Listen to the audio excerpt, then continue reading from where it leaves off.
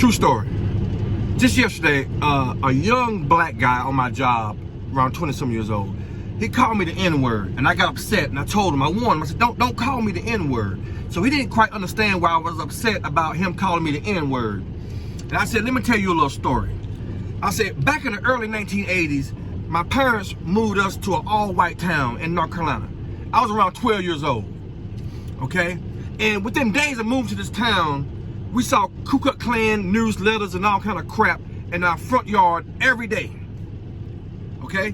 So my younger brother and I, we were like, why would our parents move us to an all-white town like this? We didn't understand. So, but in the midst of all that, you know, I met two cool little white dudes, and they told me where I can go ride my BMX bike and skateboard and all this kind of stuff. Anyway, I went there, had a good time, and I left. And when I left there, I was by myself riding my bike back home. I was riding, all of a sudden a car jumped the curve. It was two older white men. Jumped out of the car and said, where you going, N-word? I looked, and they said, take your ass back where you come from, you little N-word.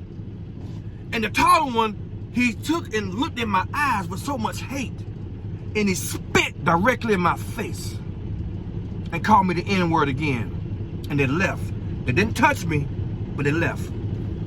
I remember wiping my face off, and I got back on my bicycle, and I started riding back home, and I cried. I cried. There was nobody there to protect me. This was done to a 12-year-old kid.